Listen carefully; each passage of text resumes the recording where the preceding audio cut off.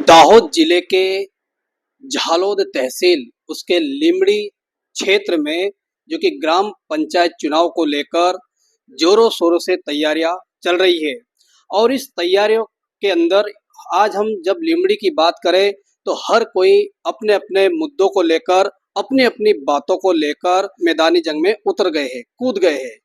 नमस्कार, मैं हूं राजेश सिसोदिया और इस समय आप देख रहे हो आरजे भारत न्यूज़ 7। इस समय मैं लिमड़ी में मौजूद हूं और लिमड़ी के अंदर जो कि धर्मेंद्र सिंह मनप्रीत सिंह राठौड़ वो यहाँ पर इस मैदान में है और वो उनसे हम रूबरू चर्चा करने वाले। तो क्या क्या मुद्दे हैं उनके, जब हमने मुद्दे पढ़े कम से कम 17 मुद्दे हैं, साथ ही साथ में और भी बहुत सारी चीजें बारीकी से उन्होंने हमको बताई है।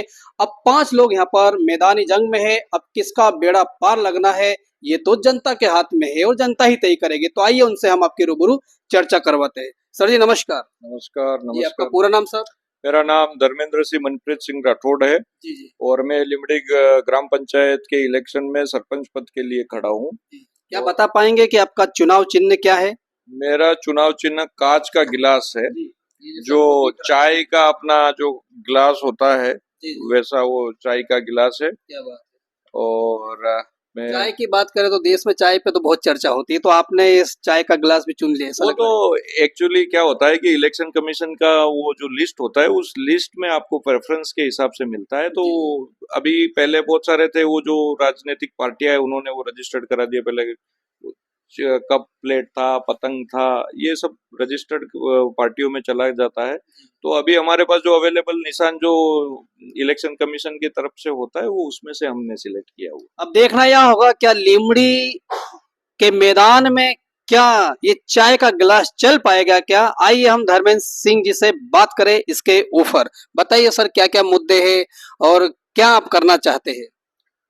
मेरे मुख्य मुद्दे ऐसे हैं कि जो ग्राम पंचायत को जो काम करना चाहिए, आज ग्राम पंचायत की जवाबदारी ये है कि लोगों को समय सर पानी मिले, लोगों के घर के आसपास सफाई हो, लोगों के वहां से कचरा कलेक्ट हो और लोगों के वहां पे जो गटरों की सफाई है, जो ड्रेनेज सिस्टम है उसकी जो सफाई है वो समय सर हो जाए।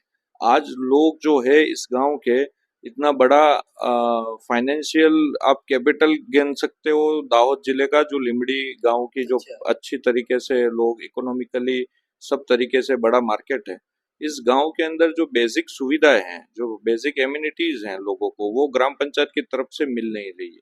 ग्राम पंचायत उसके ऊपर कुछ भी ध्यान नहीं दे रही है। आज लोगों को पानी नहीं मिल रहा है, लोगों के वहां पे सफाई नहीं हो रही है, गटर की सफाई नहीं हो रही है, तो लोग बीमारियों से और गंदगी से त्रस्त हैं। तो मेरा पहला मुद्दा यही है कि एक सरपंच को सबसे पहले मैनेजमेंट करना होता है, उनके जो कर्मचारी हैं और जो समस्या है उसका रेगुलर उन लोगों को पहुंचना चाहिए।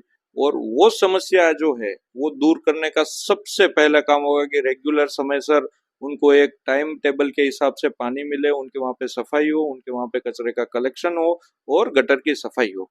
बहुत सारी इश्यूज हैं, जैसे गटर की सफाई होती है तो दो तीन दिन तक वो जो कचरा गटर से बाहर निकला हुआ होता है वो भी कलेक्ट करने नहीं आते हैं।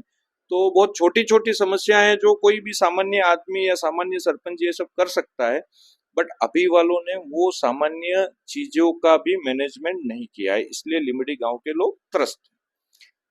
और जैसे आपने बताया गटर की बात करी तो हमने सर्वे किया है। काफी जो गटर है, गटर की हालतें खराब हो चुकी है। रोड रास्ते यहाँ पर है नहीं। जब हम लिमड़ी बाईपास निकलते हैं तो वहाँ पर मवेशी, गाय है, बैल जो भी है सारे वहाँ पर वो पॉलीथीन को खा रहे हैं। तो इसके चलते वो मृत्यु भी उनकी हो जाती है। काफी समस्या। तो क्या उस पे भी आपका ध्यान है? नहीं, बिल्कुल इसके ऊपर ही मेरा ध्यान है। और मैं गांव लोगों को जब भी मैं सभाएं करता हूं तो मैं बोलता हूं कि ये सब चीजें आज नरेंद्र मोदी साहब 2014 में देश के प्रधानमंत्री बने, उसके बाद उन्होंने स्वच्छ भारत मिशन जब से लॉन्च किया उसके अंदर सबसे बड़ा मुद्दा यही था कि आपको कचरे का व्यवस्थापन करना है। जो कचरा घर से निकलता है, बाजार से आता है, उसका अगर प्रॉपर मैनेजमेंट किया जाए तो ये गंदगी से अपन बच सकते हैं, इसका निकाल बहुत अच्छे से हो सकता है।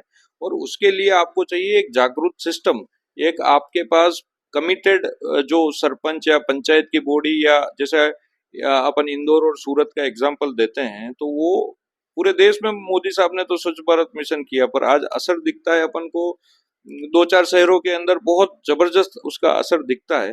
उसका मेन कारण क्या है कि आपका जो भी मैनेजमेंट जो कर रहे हैं, जो पंचायत चला रहे हैं, उन लोगों का कमिटमेंट 100% उस चीज के ऊपर होना चाहिए। तो ये बहुत इजीली इसका साइंटिफिक सॉल्यूशन है, इसको कचरे का निकाल करने का। आपका अलग अलग आप कलेक्ट करो, सूखा और गीला कलेक्ट करो, उसके बाद पंचायत भी घर से उस चीज को अलग कलेक्ट करे। ऐसा नहीं कि लोग उसको अलग करके दें फिर आप एक ही उसके अंदर डाल दो। तो अलग कलेक्ट हो, अलग डंप हो, जहां पे डंप होता है वहां पे भी अलग डंप होना चाहिए, सूखा अलग होना चाहिए, गीला अलग होना चाहिए। तो ये पूरा एक सरकार ने, ये मेरा कोई आइडिया है नहीं, ये तो सरकार ने और बहुत सारे लोगों ने इसके ऊपर रिसर्च किया हुआ है, उसके बाद ये फॉर्मूले दिए हुए हैं कि बहुत इजी सिस्टम है, बस आपको मैनेजमेंट करना है। अगर आप मैनेजमेंट प्रॉपरली करने लग गए तो सूखा गीला कचरा अलग हो जाएगा। तो ये एक तरीके से जो ये प्लास्टिक में जो लोग बांध के गीला कचरा फेंक देते हैं, और वो कचरा क्या है कि गाय माता जो है उसको खाने की कोशिश करती है, और उससे ही सब दिक्कत है। दुर्गंध भी जो फैलती है वो गीले कचरे से फैलती है। सर मुझे बताइए कि जो आपने बहुत गंभीर बात कही कि गीला कचरा सूखा कचरा इसे अलग किया जाए, तो ये सोच आपके मन में आई कैसे? ये तो मेरी, मैं पहले ही बोला, क्योंकि अभी तो आप इलेक्शन मतलब चुटनी क्या बोलते हैं जीते नहीं हो, उसके पहले ही आपके एक जो प्री प्लान आ गया है, ये ये प्री कैसी प्लान, सोच आई सर? ये प्री प्लान ऑलरेडी आप समझिए। तो इम्पॉसिबल तो कुछ चीज है ही नहीं, बस आपके डेडिकेशन की बात है कि आप कितने डेडिकेट हैं ये इस प्रॉब्लम को सॉल्यूशन करने के लिए। कोई भी समस्या हो, कोई भी समस्या कभी भी ऐसी नहीं है कि जो कभी सुलझ नहीं सकती। वो सुलझाने के लिए आपको उसके पीछे लगना पड़ता है। और हम, मुझे विश्वास है, मुझे खुद पे विश्वास है, गांव के लोगों को विश्वास है, और हम सब साथ मिलके जो भी समस्या होगी उसका बिल्कुल उसका गहरी चिंतन करके उसका सॉल्यूशन करेंगे। और ये चीजें जो कचरे वाली बात है वो तो बहुत इजी है, बट उसको फॉलो अप अपन को कराना है। देखिए इन्होंने कहा है कि गांव की जनता के ऊपर उनका भरोसा है। अब हमारा एक और सवाल है सर कि यदि आप इस इलेक्शन में जीतते हो तो क्या आपकी जो ये जो है मैंने पढ़ा है, गुजराती में लिखा है साथियों, यहाँ पर आप देख सकते हो पूरे 17 पॉइंट इन्होंने लिखे हैं, वो हम हिंदी में ट्रांसलेट करके आपको बाद में बताएंगे संक्षेप में। तो क्या ये जो 17 बातें लिखे हैं, सीसीटीवी कैमरे की भी एक बहुत बड़ा मुद्दा है। तो ये सीसीटीवी कैमरा हो गया और साथ ही साथ में ये जो रोड रास्ते के ऊपर जो यातायात की विशेष समस्या यहाँ पर आ रही है लिमड़ी के अंदर, तो क्या इसके ऊपर भी ध्यान दिया जाएगा भविष्य में? बिल्कुल। यातायात की जो समस्या है, यातायात के अंदर जो लोग हैं वो एक तरीके से भ्रम फैला रहे हैं। देखिए, जो छोटे छोटे व्यापारी या छोटे छोटे जो बाजार में रोड पे जो बेचने वाले होते हैं, जो लारी लेके बेचने वाले लोग होते हैं, उनका हमेशा से ये अधिकार रहता है, और सरकार उनके लिए हमेशा पॉजिटिव होती है। तो ये तो एक तरीके से अभी भ्रम फैला रहे हैं कि ये आएंगे तो विकास की बातें कर रहे थे। इन सबको, विकास कभी भी लोगों को दुखी करके, लोगों को तकलीफ पहुंचा के कभी भी विकास नहीं। क्या है कि ये डिसिप्लिन वाली बात है। अब उन्होंने जिस तरीके से आज जो व्यवस्था है, आप ट्रैफिक की अगर लिमिट में देखें तो आज किसी को कोई प्रॉब्लम नहीं हो रही है। उसमें रीजन ये है कि भाई कोई किसी का, गरीबों का नुकसान कोई कराना नहीं चाहता, बस सब अपने हिसाब से अगर डिसिप्लिन में चलेंगे तो किसी को कोई दिक्कत होगी नहीं।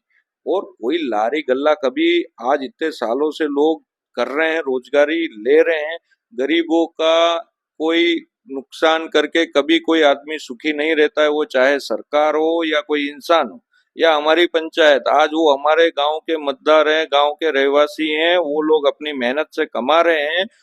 तो मेहनत से कमा रहे, आज के नहीं कमा रहे। या ये अभी वाले पंचायत वाले सरपंच ने थोड़ी सबको बिठाया कि तुम यहाँ धंधा करो, मैं जब तक सरपंच हूँ तुम, ये तो उससे पहले से चल रहा है और ये आगे भी चलेगा। कहीं पे भी किसी को कोई नुकसान होगा नहीं।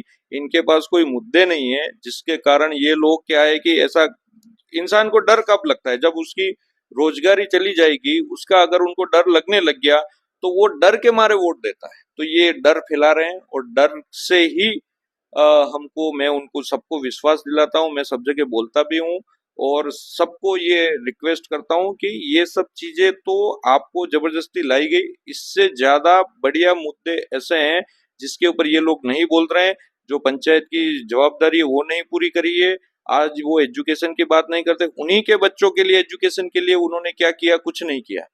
ग्राम पंचायत की जिम्मेदारी है कि बच्चों के एजुकेशन की भी ग्राम पंचायत की जवाबदारी है। हमने लाइब्रेरी का, मैं तो नहीं था फिर भी हमने अपने जो भी मेहनत से सरकार में से हमने, एमएलए साहब हैं, बहुत सारे अधिकारी हैं, उनकी मदद से हमने जो हमारी पुरानी लाइब्रेरी थी उसको रिनोवेट करके दिया है। तो हम तो पहले से ही एग्जाम्पल क्रिएट कर रहे हैं कि हमारा मुद्दा सिर्फ और सिर्फ लोगों की जो जीवन की या सिस्टम है उसमें सुधार लाने का है। जो मेहनत कर रहा है उसका बच्चा भी आगे पढ़ेगा, उसको पढ़ने की अपॉर्चुनिटी दे रहे हैं।